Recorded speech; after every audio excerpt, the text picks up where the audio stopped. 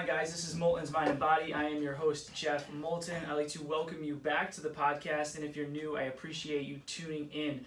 I'm really excited. We have another guest on today. He is a good friend of mine, and we go back about almost 9 years now, and someone I've been through a lot with, personally. Our relationship's grown over the years because of a lot of things that, I think that honestly helped us grow, together, and it's been something that I think all of you will learn a lot from. He's someone that's inspired me over the years and helped motivate me, honestly, to this podcast and continue to move forward in my own life.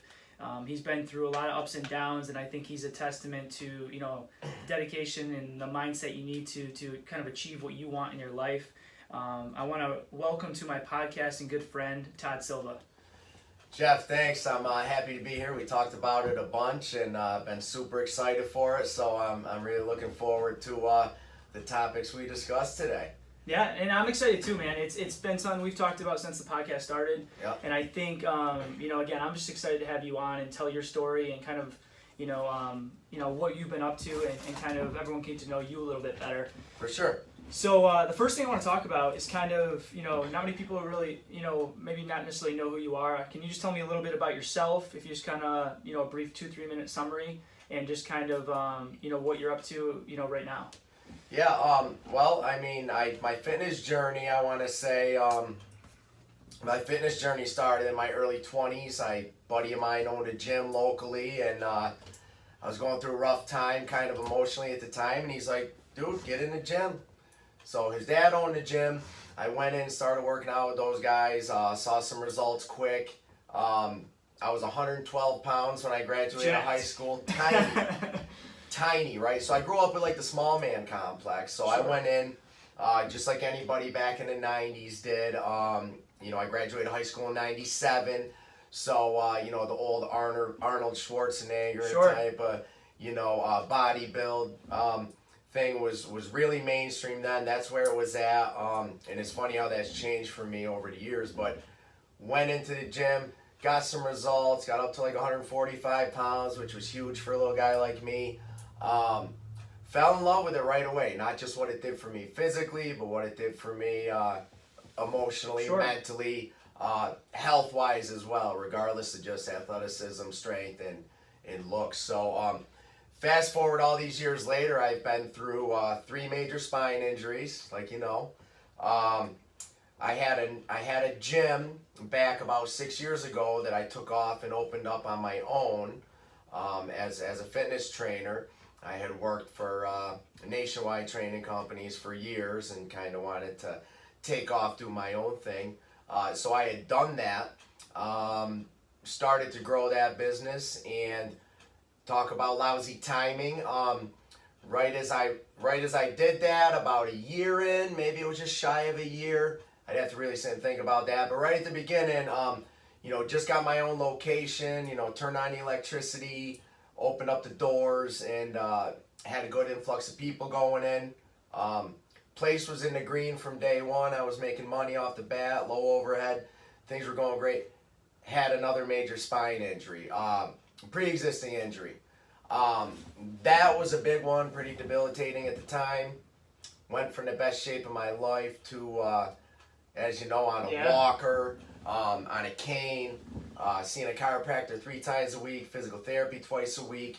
So the long and the short of it is I did have help at the time, but I was forced to close my doors because I couldn't afford to pay the trainer at the time, or trainers who were helping me, and they just kind of helped me out as long as they could as a friendly favor, and they had to move on with their own goals and stuff. So tough thing I had to do is close the doors, but I had to take it a step back and focus on my own overall health and recovering from that injury.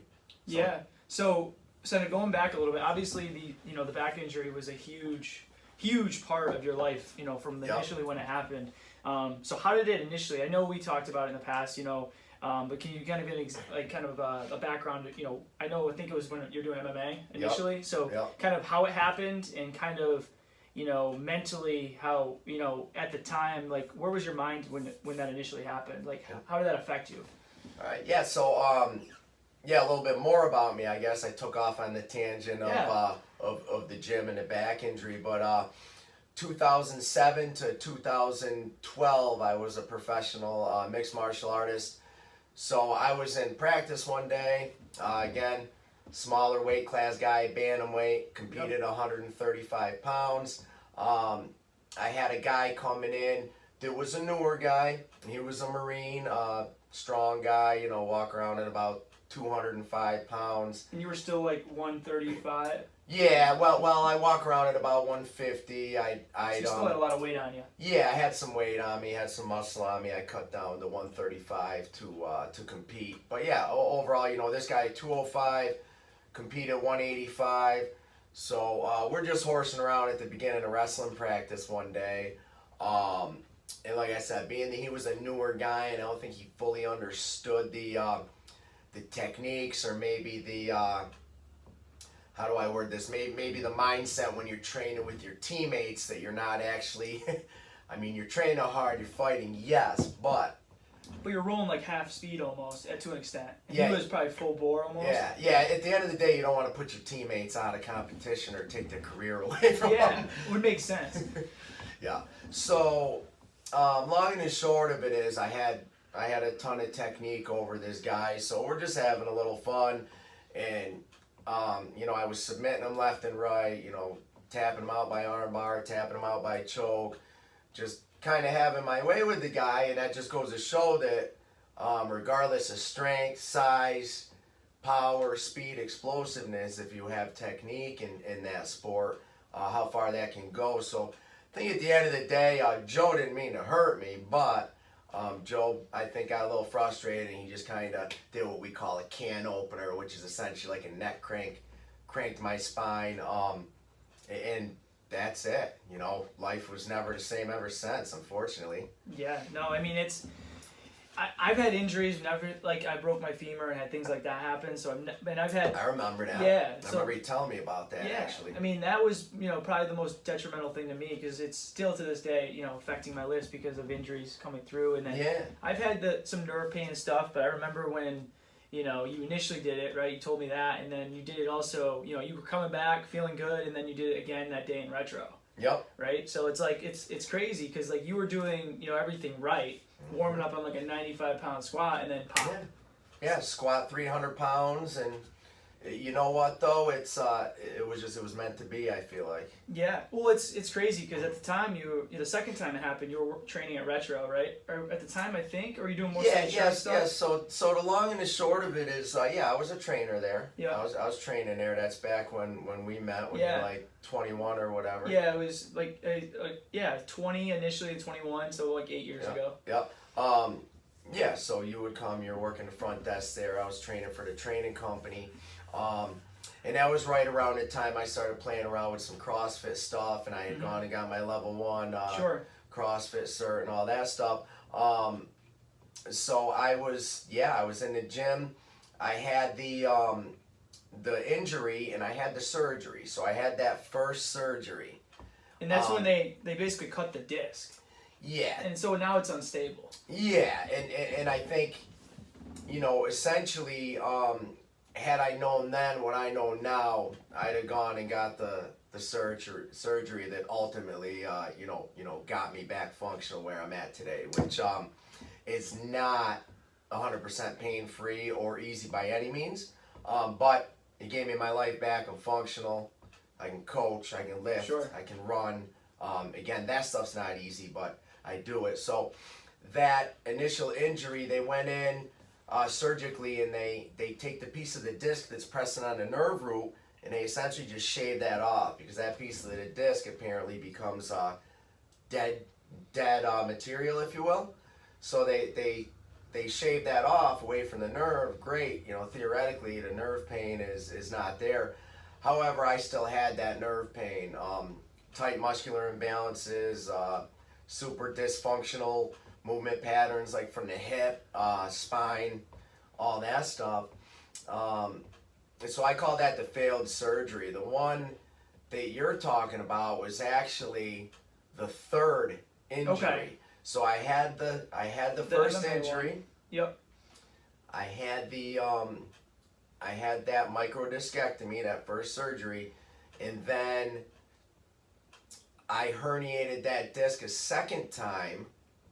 No, actually, you're right. You're Was right. that the second time? The second time was in retro, the time you're talking about. You were there, right? You were there. Well, I wasn't there I was there that day because I remember they called the ambulance came, the whole nine. Yep. I think I was near the dumbbell rack at the time. Yep. But you just hear like and then weights crash. I was on the ground. Yeah, like that fast. Yeah. And I don't think most people realize, like, I know I've had bits and pieces of it, sciatic nerve pain, and I firsthand saw, like, how bad nerve pain when I was with you. Yep. And, like, if someone's never had nerve pain, it is the most, like, debilitating, for sure, like, completely just demoralizing thing, because, like, it just sucks the life out of you. And then, like you said, you go, when you were doing it, I mean, it was like they're planning to pump you full of, like, anything you can to get pains, muscle relaxers, and it's just like it just, like, demoralizes you. Yup, piles and piles of opiates for, like, basically 2.5 years of my life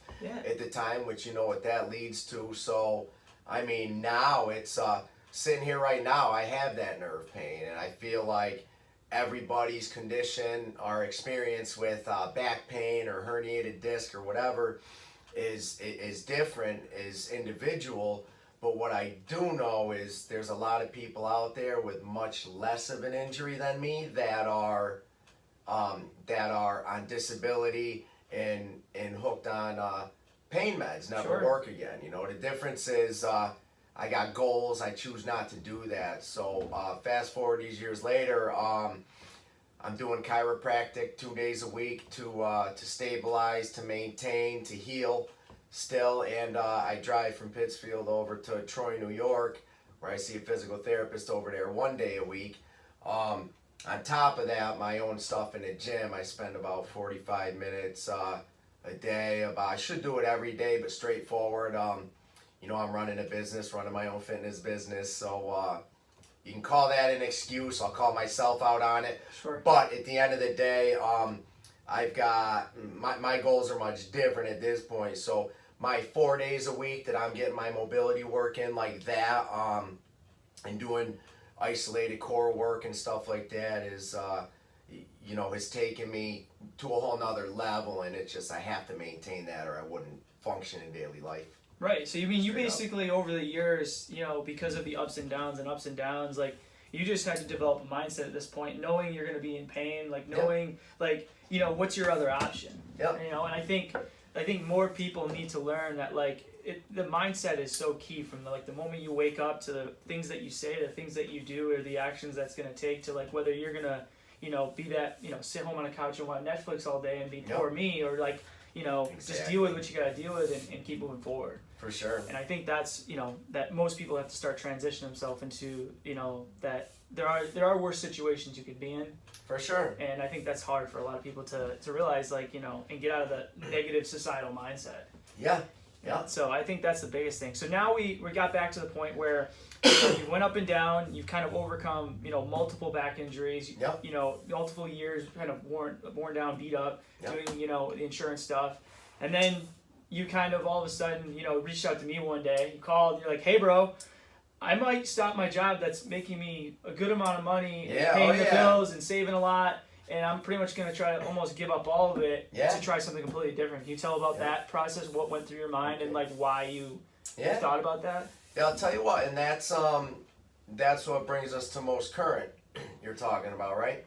Yeah, like when you wanted to, make that whole nursing thing we talked about. Yep. And that was, to me, like, you always wanted to help people, you wanted to, like, that was a huge passion of yours. But it was, you just eventually, it was almost like you got sick of, like, what you're doing, and you felt like you wanted to do more.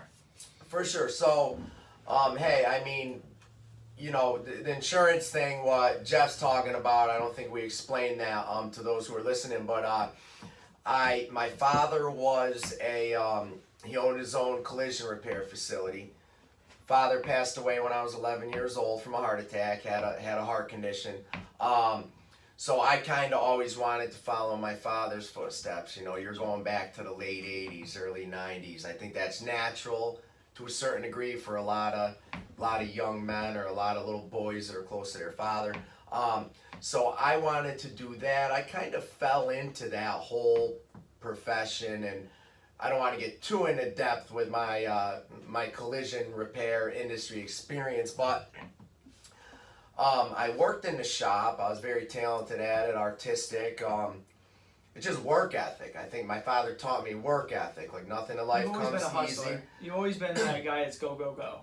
Yeah, and I wouldn't take it back for the world. You know, life's very challenging sometimes because I kind of put more on my plate than I can handle. But you know what? It's you get back what you put into it, you know, and like, hey, if you got a to-do list a mile long and you got 15 things on that for one day and you only get to 12, those next ones roll over to the following day, gives you something to work towards that following day, so you're always feeling accomplished. But my father kind of instilled that work ethic into me. I fell into that field kind of natural, I guess you will, so I realized real quick I didn't want to be in the auto body shop, so I went out and I got licensed as an auto damage appraiser. You know, the guys are walking around in khakis and a necktie, taking photos of crash cars. Hey, great, I don't have to get my hands dirty. So fast forward a handful of years, I was able to do that independently, and I was always able to make my own schedule to the point where I could still do my passion, which is training people, working with people, teaching them what I know. And getting them results, but I ended up to a point where, like you're talking about that day I called you, insurance industry, I realized was not something, it was not me, it wasn't my purpose, it's not what I wanted to do with my life. Realized I was making a ton of money, I had opportunity to buy the franchise out that I was working for and probably triple or quadruple my income and have independent appraiser employees that I would sub out to do the work for me, so I wouldn't even have to go out and drive a million miles doing the appraisals. I think at that point I had that injury where I closed my first training facility that I opened up that we were just talking about, Sada Strength and Conditioning. And I had closed that facility down, and I kind of lost myself for a few years, and I feel like I undersold myself for a few years, or underestimated myself for a good 4 or 5 years, that because of the injury, because of the pain I was in, that because I couldn't be the athlete that I once was when I was competing in MMA and lifting a ton of weight, doing all these crazy athletic things, because of my injury, I feel that I wasn't as good enough as a trainer or as a coach, that I couldn't coach other people to be as good, or I was letting the pain get the best of me, I guess you'd say. Yeah. So I knew I did not want to do auto damage appraisals with the rest of my life, so started playing around with, well, you know what, I never went to college, maybe I should go back to school, do something in the medical field. I'm involved with people, I'm helping people. Long story short, played around with the idea of going back to being RN. I went to BCC for a semester program, got certified as a phlebotomist. You guys don't know what a phlebotomist is. That's that's a venipuncture, draw blood. Had a great time doing that, loved it, tons of fun. Went into the hospital, got a job right away, started per diem or on call within 3 months. I applied for a job, I got hired full time, very good at it, enjoyed doing it, it's fun. They loved me, patients loved me, I was good at it, somewhat passionate about it. Fast forward a year of doing it full time, I finally sat back and said, you know what, it's not my purpose, it's not my passion. I don't wake up every day and die to go into work to go and do that. I want to do fitness training. So that's when I was kind of like, well, you know what, if I'm gonna go back to school, or I'm gonna invest my money, my time, my energy, my effort into something, it's gonna be something that I love to do, which at the end of the day, all distractions aside, I know what I love to do, you know, and this is it. So do you think and I mean it's a crazy but awesome story, because it just shows, like, some people, especially, I think there's 3 ages, and you know Gary Vee at all? You ever heard Gary Vee? Yeah, no, I know of Gary Vee. Yeah. Yep. So like, there's 3 things like I take from him, and it makes complete sense to me. Is there's 3 ages, like the 18, 22, and 30. Those are like 3 big ages for everybody. Yeah. 18, you're coming out of high school. You're supposed to know what you want. You're gonna go to college or you're not.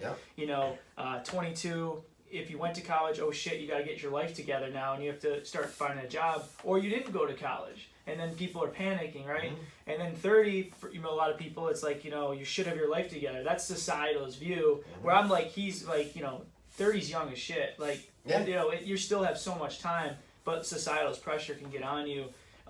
So like, I think it's cool just to show like how many ups and downs and transitions you made. For sure. And just shows that like, just because you don't have something locked in by a certain age doesn't mean anything. Yeah. So now you got into training and you opened up your current business. Yeah. Right. So before we talk about that a little bit, absolutely. Kind of, you obviously want to get into training. What do you think the hardest part about being a coach for you is right now? Right now? Yeah. Like, so now you started your business, and we'll talk a little bit about the two, but like, going into the coaching side, what do you think the hardest part about coaching is for you? Other people's mindset, other people's work ethic. I kind of mentioned that to you before we even started, before we turned the camera on today. So yeah, and to keep that as short and sweet as possible, I feel no matter where you are in the world, there's always someone worse off. So the whole like negative downward slope of like poor me, or I can't do this, or what if, or I just think that's a bunch of garbage. I think that's negative self-talk that people need to be aware of, and kind of find that part of them, even if that's only that 2% of them. Yep. Dig deep, find that 2%, and push that negativity aside, and strive forward, strive for greatness, be the best you can be. So I think that work ethic, a lot of other people's work ethic, in the whole, well, the person next to me, or this person, that person. Look, if I compared myself to other people, I'd have stopped working out when I was 20 years old, when I stepped foot into the gym, and I was 115 or 118 pounds or whatever I was, and I couldn't deadlift 75 pounds off the floor, and the guys next to me were doing 315, 345. Always been a smaller guy. Same thing. First MMA fight, right? Trained my balls off for a year. Going to my first pro MMA fight. Learning experience. A little poor management at the time. Training was good, was fun, but was not great, was not to the next level. That fight was up in Concord, New Hampshire, and I had a ton of people come up. My boss at the time paid for a van and paid for everybody's tickets and got everybody up there that worked with me. Not everybody, but I had like, 13, 14 people from work drive 2.5 hours up to see me. Fight was over in 48 seconds. I got dropped in the first round, choked out, done. Okay? So, when did you start MMA? How old were you again? I was in my late 20s. Okay. So I'm 39 now. Geez, I'll be 40 in July. Yeah. So my first pro MMA fight, I was 28 years old.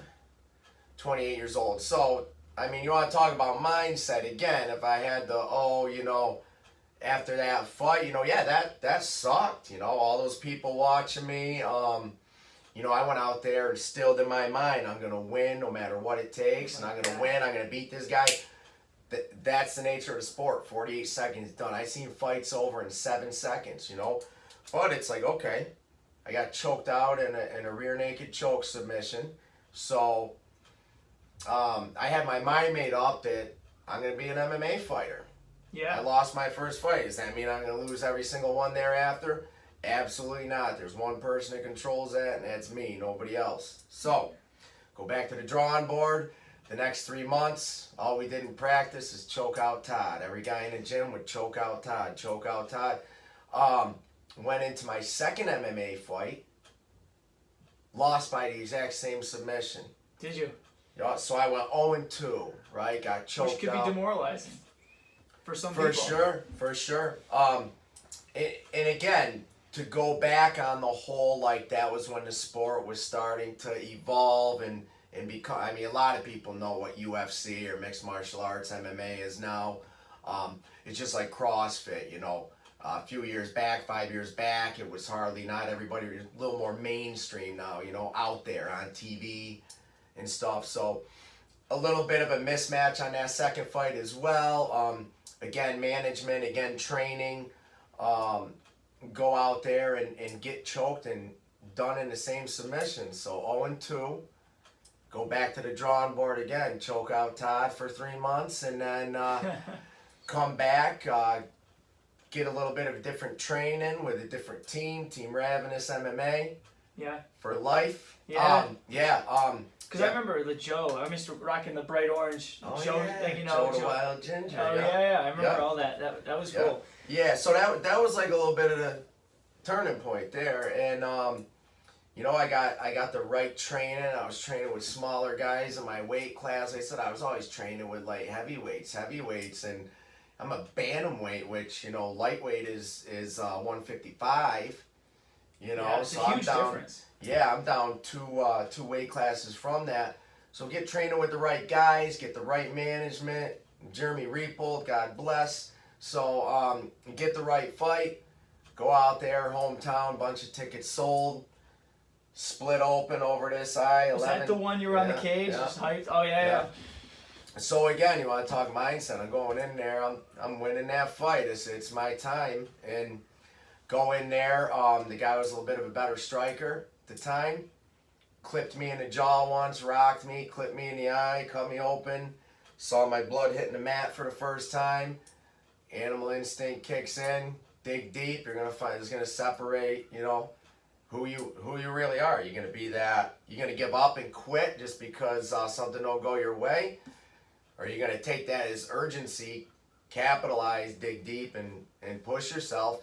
And I took him down. I pounded him out, TKO at the end of the first round. That's awesome, man. 11 stitches, no better feeling. And you know, and I mean, that's just the biggest struggle as a coach is like I have that mindset. I do my best to instill that into the people that train with me and teach them the hard work ethic, no quit. Who cares what the person next to you is doing? If you're moving at a turtle's pace and you're getting results at a turtle's pace moving forward, still moving forward. Yeah, 100%. And I think, I had a question. Because you've talked about your dad and you know, always taking being a hard worker from him. Yep. And, you know, all that. Do you think, like, you know, obviously he was a huge part, you know, of where your mindset was bent. And with the MMA, do you think that was a big, like, is that a beginning of kind of where your mindset started to, like, get locked in because you have the ups and downs there? Or do you feel like that started when you were a lot younger a little bit? Like, when you basically, you know, starting to create that, you know, because a lot of people fail and they give up. Yep. You know, did it start in MMA or was it starting, you know, that was just developed at a young age for you? I feel like to a certain degree, your experiences in life kind of make you who you are when you're older. I feel like, you know what, it's I'm a fighter, man. My father died at age 11 from a heart attack. You know, it's my parents were together, very close to my father. All these years later, I mean, geez, it's been a lot of years. You're talking 91. It's 2019. 27 years, Yeah, and I'll tell you what, I got a kid. I'm not gonna mention no names, but I got a kid that I got an athlete that trains with me here at MVP, and he just lost his father. I don't know if he died from cancer or what it was, but he just passed away like a year ago. Sure. You know, so I'm always getting in that kid's ear, like, you know what? He needs someone. Yeah, he's a little bit older, but it's you know, so you get that, like, you get a defense mechanism almost, like anybody gets close to you might vanish type deal. So again, negativity, you know, you've got to stay positive. You got to think of the good times as opposed to the bad times. So I think to a certain degree, I was always like at heart like a fighter, maybe because of that experience in my life, but that hard work ethic and really discovering myself, I owe to the sport of MMA for sure. It's just the discipline, the confidence building, the motivation you need, the work ethic you need, the no quit. and then the extreme ups and downs that come with the sport. So when you lose, and I mean, you talk to any guy in the UFC, toughest badasses in the world, a lot of those guys are crying tears, covering their head with a towel after their loss. At the same time, after the win, they're on top of the world, up on top of the cage. So extreme ups and downs, it's like life. yeah, Simple as that. no better feeling when you win. Feels like you just got kicked in the stomach, kicked in the balls, and punched in the nose at the same time when you lose. You know? Sure. No, and I think that's, now we'll kind of go into, your current place a little bit, but I think that's why, like, you're in a short period of time, you built like a great community of people and a foundation, and we talk about the mindset, and that's why I wanted to ask the question first about the coaching and stuff, because I think you got everyone now to believe into, you and what your MVP Strength Camp is all about, and the mindset, and I think now you have a team of people and a community of people that are just completely on the same page as you. And I think that's why you boom so fast is because of, having that mindset, pushing people out of their comfort zones, being real. Like, you're not a bullshit dude at all. Like, you're straight up shooter. Oh, yeah. And I think, a lot of gyms and a lot of companies and a lot of studios, they do anything for a sale. Yep. They're not being honest and real and like, hey, like, you want to lose 50 pounds, that shit ain't happening overnight. Like, you're going to have to bust your fucking ass. And I think that's what you do well, because you're real, but you're in it for the right reasons. So, absolutely. And I think that's just a big part of why you're doing what you're doing. And so now you got your current place, MVP Strength Camp. So that transition happened in the MVP Strength Camp. So how many, like, if you give a little background, what kind of, is it a studio? Is it what type of gym would you call it? Is it, like, if you had to describe what your what MVP Strength Camp is? It's a strength and conditioning facility, functional fitness facility. So we do sports performance, we do body transformations, 6-week challenges. I just recently started a Muay Thai fitness kickboxing class, which again, you want to talk about maybe selling yourself a little short and I'm not good enough, or I'm going to be in pain, so I'm not gonna use, this is the negative part of my mind, I'm not gonna use what I know, and I'm not gonna use my experiences in my business to help other people. Granted, maybe I'm being a little hard on myself, but that's what motivates me to push forward. I'm only in business here. We're going on a year at this location in May. So I just had my 3rd Muay Thai fitness kickboxing class last night. So we do that, and again, that's, I fought pro as an MMA fighter. No real straightforward like discipline or specialty, just an all-around fighter type of guy, brawler. So, stand up, throw kicks, throw elbows, throw knees, I can do that. Go to the ground, wrestle, grapple, submissions, I can do that. Stand there and box, slugfest, I can do that. But I remember stepping foot into my first Muay Thai class and wanting to quit about 2 minutes in, and I remember going home every day, beat up for 6 months and wanting to quit. Yeah. And then right around that, something kept me going back. I think, again, it's just something I wanted to see myself doing. Sure. And I figured, what, if I give it 12 months, if I give it a year, and I still feel the same, maybe it's not for me, and I take it for the experience. But I'm getting a little bit off topic. No, it's fine. Go ahead. Yeah. Good. Go ahead. So that class. Well, it's a passionate thing for you. Yeah. That's why you told me you wanted to add it in. And obviously that's, you love fitness, but it's a passionate thing for you. Yeah, for sure. So I've basically taken, my experiences, and it's a fitness kickboxing class, as I'm not going to train people to go out and fight competitively. That's not my specialty here at MVP Strength. That's someone who, if I get someone who's really good, a couple people that express an interest in fighting and want to, I'm going to refer them to someone else who I know here in town. I got a couple people in mind. They would go to them. But for us here, it's fitness kickboxing, but you're not just wailing away on the pads with no technique just to sweat and get your heart rate up. You're actually learning like technique, so very technical with it. So yeah, we do fitness kickboxing here. We do strength and conditioning, functional fitness for the average person. So, you know, I got a pretty diverse clientele. I've got a lot of young athletes, like high school athletes, couple college athletes that come when they're off from school, and everything in between, you know. So I'm in a 1,500 square foot retail space, which I turned into a gym. Price was right when I was looking, and here in the Northeast, the heat's included in the rent, so perfect place to start. It just came a long way in a year. Oh yeah, It's yeah. wild. Like we had before and after pictures. It's crazy. I do. I got some photos of the inside of this office we're in. I got some. Oh, I know the office in process. You know, if you're watching the video, not the audio side of it, this little office we're in was like last time there was like no floors. It was just like a closet full of stuff. Yeah, and the brick was all falling. Oh yeah, it was sketchy little room back here, but now it's like a nice little office, so it works out well. Yeah. So now that this is up and running, what are your current goals with MVP Strength Camp? You know, do you have what you're looking to do? Obviously, you're growing pretty quickly. Yeah. So kind of what do you think? You know, your first gut reaction, next steps, or what you're thinking? Yeah.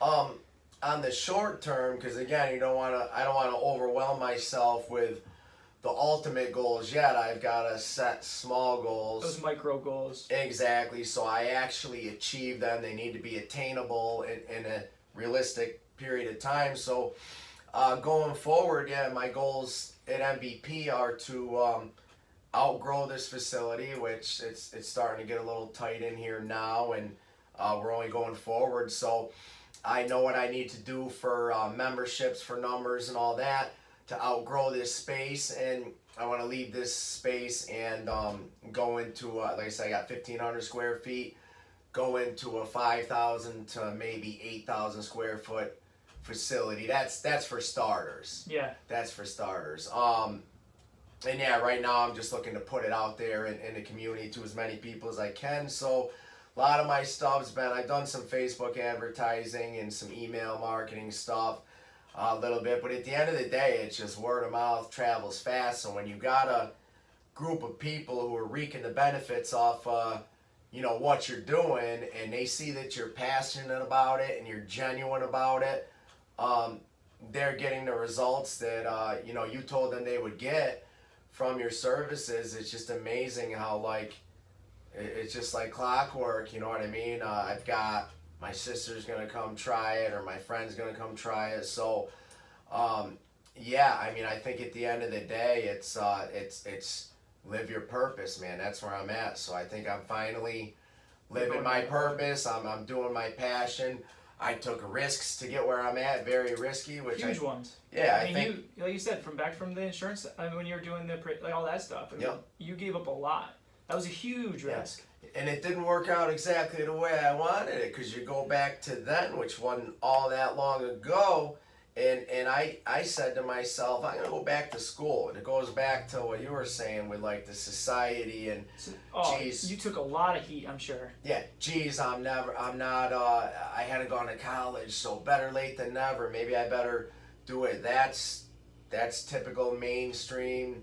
Well, they think you're. I mean, I take heat in a lot of different aspects, but like for you, like you said, you know, at the time you're in your mid-30s. Yep. You know, you're doing very well financially. You can put money away. You can do all these good things. You can cut triple, quadruple. You know, all this money stuff. Yep. Which, you know, and then but really you're not happy. So you have to weigh out. Do you want to do something for till you're 60 and retire, and then have what quality of life and kind of be like regretting things, or just like take a risk and just go for it? For sure. And I'll tell you what, Bedros Koulian's my coach, my fitness business coach. So Bedros says it best. He says, listen, when you're first starting out something new like that, he says, don't chase money. Okay, something about that statement stuck out to me when he says, don't chase money, chase your purpose. Find your purpose, chase your passion, chase your dream, and then someday the money will come. Still waiting for that day, but I mean, hey, at the end of the day, you know, all the money I make here at MVP, anybody who is a member here sees and knows that the majority of the money I make out of here goes right back into the business. I mean, pretty much people say to me every time they walk in, the facility looks different. Something newer, something better, a new piece of equipment, a wall's painted, you know. So slow little process. I've got the place finally how I want it, and like I said before, you know it's gonna be time to move out to bigger and better things. But you know, my goal is just to provide a good environment for people to train in. It's a little outside of the box, but chase your dream, find your purpose. Do that, and I'll tell you what, I never felt better. I never felt more accomplished. First time in my life, feel accomplished. I'm helping people. I'm having fun while I do it. I'm not in it just for the money. I need the money. It is a business, but I have a steady influx of people that sit down in front of me, and I don't just want people. I want the right people. Right. Which is very different than most gym models now. You get the Planet Fitnesses, all these places that are thousands of members, and their goal is you not to show up because they don't have the capacity to hold you if you did. For sure, and they get you on their early cancellation fee. And it's all a initiation scam. fee on the sign up. Yeah, so that's what got me like away from that. I worked in that setting as a trainer for years. I don't feel those big box gyms like that. The Gold's gyms. You know, I don't mean to be name knocking here, but you know, the Planet Fitness, the Retros, the YMCA's, the Golds, the Bally Total Fitness, they're a business. They're big number businesses, and they're good at making money. Yeah, they're good at making money. They thrive off of volume, but at the end of the day, why do you think so many people go into those gyms right after New Year's, make the New Year's resolution, last 3 weeks, some of them last 3 months, get some results, plateau out, they don't have any guidance, any support, any coaching, and then they quit. So it's like, all right, I started something again in life and I didn't finish it. Yeah, I mean, we could go back to the gym we were going to 8 years later, see the same people with no results. They look identical. That's the majority of people. So it's cool when you first walk in, you see like tons of pictures, you got stuff all over the walls, before and afters. Yeah. You don't have to name anybody, but like, is there 1 or 2 people over your years of training, whether it was here, whether it was Asada, you know, all these different places, is there a few people that stand out, like, had these massive transformations? Is there anyone top of your head? Yeah, oh yeah, for sure. Like, do you mind, like, you don't have to mention names, but like, what are a few people, like, some crazy transformations, or maybe the reason, or maybe why they were so, you know, important to you? Yeah, I'll tell you what, I got 2 people. I mean, I've got a good handful of people, but 2 people that stick out as far as like tremendous results, incredible transformations. Right off the top of my head, one's a female, one's a male. The male is in his late 40s. Female is, and I should know how old she is. We're so close, but the female is, I want to say late 40s, maybe early 50s, and I think she's early 50s. But she is someone who I don't think gives herself enough credit, or maybe it's a little impatience at this point, but I've been working with her for about a year now. You want to talk about complete lifestyle change, right? Went to the doctor one day, physical, I think, hey, listen, you got your blood sugar's high, you've got high blood pressure, high cholesterol, you're obese. If you keep going down this road, you're going to have a short life. You need to change something. I don't know what the doctor said to her that day or what went on in her head, but you want to talk about, like, if you want to make a change, hey, and you know what, not just fitness, but whatever aspect of your life it is. You know, look at me with the making a change. We're just talking about leaving one industry, trying to go to another, leaving that, and getting back to ultimately, you know, where I'm at and what I was born to do, which I'm not going to let injuries or setbacks get in the way of that. You know, hey, I lost that for a little bit, but I got back on track. That's all that's important at the end of the day. Yeah, and I'll say that's just I mean, I can relate to you in that aspect, and a lot of people, because like I feel like a lot of times I can relate to you in the aspect 100% where I get in my own head, my expectations are insane high. So like, you know, on the outside, a lot of people are like, you know, you're doing great things. For me, it was going to Boston, working for these gyms, degrees and success and, you know, financial stuff. And then next thing you know, like really inside, there's never enough in my head. So it's like trying to lock in of like, you know, reevaluating what are you doing? Why are you doing it? and asking you the whys to everything. And then it kind of opens your eyes a lot to, like, if you're the guy getting up every day going to your job, or female, whoever, and you're like, man, what am I doing? Like, why am I doing it? And are you chasing a paycheck? Or would you be happy making 60, 70 G's instead of that 140 you're chasing, doing something you want to do? Like, you have to ask yourself that. Precisely. So you had the female you're talking about. She made you want to talk about a complete lifestyle transformation. She's been with me just over a year now, about a year. I think it's just over a year. And I mean, her blood sugar's down, her cholesterol's down, blood pressure's down. Wicked change in personality, confidence. See the confidence soar, the smile, the work ethic in the gym. She's lost, I want to say, 88, That's 90 wild. pounds or something, and she's got that goal of the 100, which that's awesome. She's starting to struggle with a few certain things. But again, I got her, I motivated her. Change her life, man. Change her lifestyle, and I think if more people out there are willing to do that, like, it's not too late. Here's someone who inspires a lot of people around them, whether she realizes it or not. Myself included. Funny how that works. I know I inspire her, but in exchange, she inspires me. Sure. And I think you need more people like that in the world that are just willing to, hey, it's time for a change, whatever it is. I mean, if you don't like something, change it. It's not going to be easy, just like anything in life. It's going to be a lot of hard work, but if you want to be healthy, if you want to be fit, or you want to fit into that size 2 dress, or you're a guy and you're obese and you want to fit into a size 32 jeans, like, all right, it's great wanting it, but what about taking action and actually doing it? Right.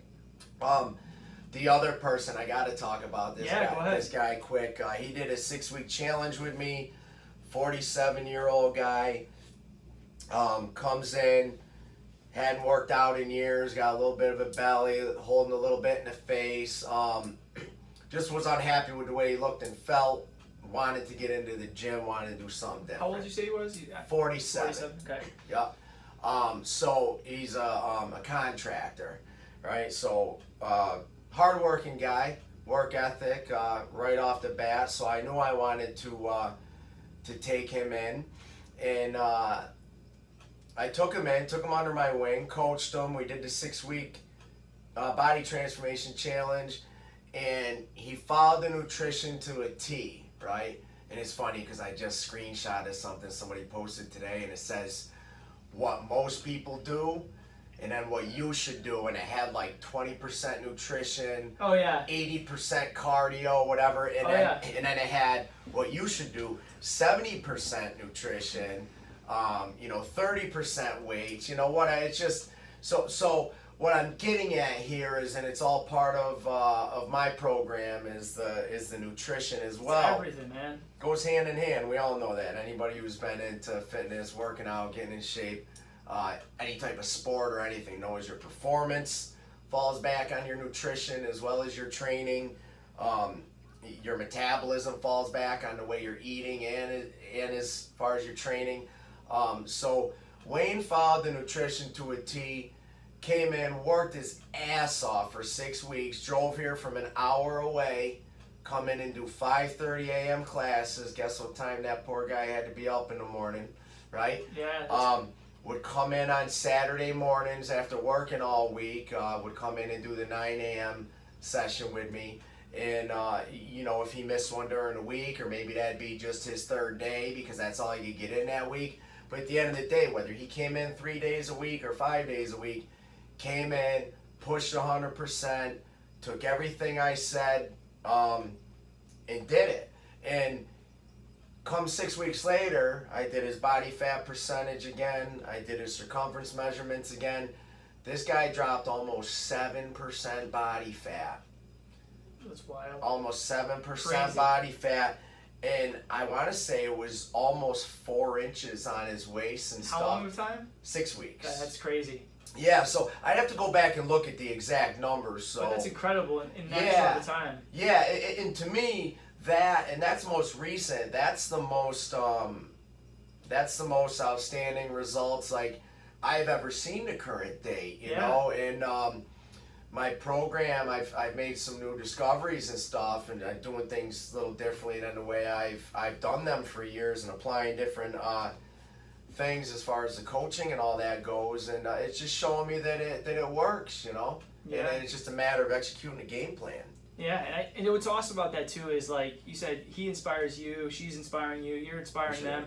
But then, like, it's so different because you go to a gym, even a normal gym, and if people are just coming in looking the same, doing the same things, it kind of, you know, people chit chat stuff, but it kills an atmosphere. When people are coming in with these drastic changes into your place, and they all know each other, like, I mean, your whole place is gonna get pumped up. They're all gonna work harder. Oh yeah. And it just changes the environment completely. For sure. And it's awesome. And it's something that, like, if more people could, you know, start to learn that discipline, and then it goes back to the mindset we've talked about, and creating accountability, and that's why a lot of people come to you, is they want that accountability, and they need someone to keep them in line. And so I want a couple more questions I want to go through. Is basically, we talked about your goals a little bit. Do you have any personal goals right now? Like, you know, you're dealing with these injuries with your own things, like, is it more of a maintenance thing for you, or are you still trying to do anything specific on your own? No, for me, it's my goals are so much different than they were 5 years ago, 10 years ago, or 20 years ago. My goals are pain-free. Yeah, quality of life now, right? Yeah, I want to be pain-free, and you know what? Whether I've accepted the fact that I've had 3 major spine injuries, 2 major surgeries.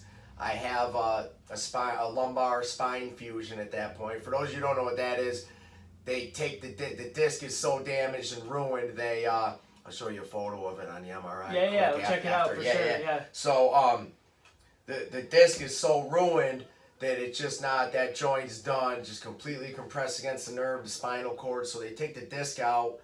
They put a spacer in where the disc was, plastic spacer, and they fuse the joint, so that bone grows together, so that joint is essentially gone. Limits your range of movement, but restores some function, and gets rid of, like, your pain level to a certain degree. So pain's always there. Some days it's better than others. I think I was telling you, or I was just telling you before we started the podcast, that combination of doing the chiropractic regularly, which I had just gotten back into about 6-8 weeks ago, I had kind of steered away from since the surgery for a lot of years, because I think deep down I was the surgery, I had that thought process that my surgeon told me when I complained a little bit, like I still got the nerve pain down my leg and my foot and stuff. Well, if you look at where you were to where you are now, maybe it's you know, it's as good as it's gonna get. So I kind of accepted that. Where I think now, decision I made with opening my own business is, my goals aren't just to help as many people as I can with health and fitness stuff, and educate people, share what I know, but it's also, my goal is to become pain free. So most recently, you know, I'm 150 pounds. I deadlift 335 for one. Which I'm sure there are multiple people say you never deadlift again. Yeah, never. Well, even a surgeon says you'll probably never run a race again. You'll probably never deadlift, squat, jump, bicycle. Right. Do all those things. One thing I actually struggle with is, like, the stupidest thing ever: sit-ups. Sit-ups, just the flexion down there. Yeah, just just that left side. It's just one of the very most difficult things. So, and I still grind and push myself through them. Just because I've got that kind of mindset where you tell me I can't do something, or You're gonna prove them wrong. I gotta prove myself wrong. Like, this sucks, but you know what? I'm gonna do it. Right. So, but on the flip side of that, I modify a lot of things to, like, hanging knee ups or leg raises, or toes to bar, if you know what that is, in place of the sit up. So, and I think it's just that spinal flexion, the aggressive sitting forward, that irritates me. But I deadlifted 295 for 3 reps the other day, and it's been a little while since I deadlifted because I'm doing these new treatments for your PT, chiropractic and physical therapy over in Troy. And I turned and said to my girlfriend, I said, you know, I hit that 295 for 3, and I said, wow, I said, that feels great. First time in 10 years. It's been more than a 10-year venture, basically. thing right? here, with the injury and the pain and the being injured. Take 10 steps forward and then 15 steps backwards, 10 steps forward, 15 steps backwards. So that's the first time in 10 years I've deadlifted without pain. And then the true deciding factor was going to be, how am I going to feel tomorrow and the day after that? Because a lot of times I would work out and I'd lift heavy squats, heavy deadlifts, and I wouldn't necessarily feel that pain or that discomfort or anything during, because I'm so structured in the way I move and I lift with a belt and everything. But it would be the following days after I'd be in agony. Sure. You know, so it's I think whether I actually am 100% pain free or not, you know, right now it's a step forward. I'll take better. Yeah, 1%, So, even 1% a day. yeah. You know. So I mean, we could talk all day, honestly. For sure. But I want to answer. I got one more question I want to ask you, and then we'll kind of close up for today. Yep. So I think this is a question I like to ask, you know, any guest that comes on, and I think, you know, from your experience and everything you've been through, you have some good input on it. And just for everyone listening, if you could give them one piece of advice just to improve their life, what would that be for you? To improve their life. You can go any direction you want to go in. All right, so here's where I'm just gonna be rugged. I'm just gonna put it out there. You want something, go and get it. You don't like something, change it. Get off your ass, get the fuck out there and make it happen. Don't think about it, don't wait for it to come fall into your lap. Hard work, taking action, living out your purpose, okay? The average person gets up every day, correct me if I'm wrong, goes to a job that they hate, Sure. dreads waking up out of bed, hits the snooze button 3, 4, 5 times because they don't want to get up, goes to that job, puts money in somebody else's pocket, gets their benefits, gets their paid vacation, lives within their comfort zone, lives a mediocre life, and at the end of the day goes home, goes to bed, gets up and does it again. Okay, maybe you're a bowler and you're passionate about bowling and you have that hobby in your life, but it's like you spend a majority of your time at work, okay? So 40 hours a week or more, you know, some 30, 32, some 60, 70, unfortunately, you know. So I think I would say dig deep, do some soul searching. My advice to you is find out why you're on this earth, find your purpose, live your purpose, lead from the front, succeed, kick ass, take names. I love it, man. I think if people can just, you know, have a real life check, and like you said, just be blunt and real, like, I think, you know, people are so sensitive nowadays, society's sensitive, and you can just take it for what it is, face value, what you just said. I think more people would be in a lot better situations. Yeah, one more quick thing. Yeah. That whole, like, you go back on, I hear you talking about it, I've listened to some of your other shows, and I've heard you bits and pieces of it. You talk about society says and what, you know, what you're supposed to do. That shit is instilled in your head from the time you're a little kid. That's learned behavior. That's learned thought process. So it's when you're growing up, your parents, your teachers, your friends learn it from their parents, and you associate with these people. That's engraved in your mind that you need to go to school, get good grades in school. When you graduate high school, you need to get into a good college, go to college, get good grades in college, graduate, take a job that pays well or average or okay, get the benefits, get the paid vacation, live in a mediocre house, live a mediocre life. House, 3 kids, yep. Yeah, 2 kids, a dog, a cat. Well, that's not life for everybody, you know, and I'm someone that I've tried to do that for years, and I realized, hey, you know, better late than never, you know, and through ups and downs with spine injuries, that it's not easy to live out my dream, but finally for the first time in my life I'm living out my dream through saying I don't give a shit what society says or what other people want from me. I don't need approval from anyone else. I'm going to do what makes me happy. That's awesome. I think I think if you know what, if that helps one person out there listening to this podcast, we're accomplished. 100%, man. So yeah. And before we let you go, if anyone wants to check you out or check your MVP Strength Camp out, where on social media can people see you, or is there somewhere that's best to find you? Yeah, Instagram, Facebook, MVP Strength Camp, website mvpstrengthcamp.net. Okay. Text me, give me a call, whatever. Awesome. Yeah, and if you guys are in the area and you're interested in an awesome coach that has built a great environment, definitely check them out. And again, definitely follow their pages. He's posting content continuously, whether it's workouts, whether it's just different things going on within the studio or the strength camp. So again, follow him, check him out. And until next time, guys, I appreciate you tuning in, and I look forward to hearing from you next time. Cool. Awesome. Good, brother. Yeah, got off to a slow start, but freaking, yeah, dude. That was good, man. That's awesome. All right. No, yeah, dude, that's like essentially, that's my whole fucking story, dude. Just put it out there. Yeah, that's what we wanted. That's what we wanted. I'm going to save it before it. Yeah. Let me see here. But that's my thing, dude. Hey, you know what? Scott Garber, dude, did you know, you want to talk about inspire and whatever and over... See how much weight he lost? Yeah, but you want to know what, dude? Don't say nothing, but did you know he was born with dyslexia? No way. He was dyslexic. I did not know that, dude.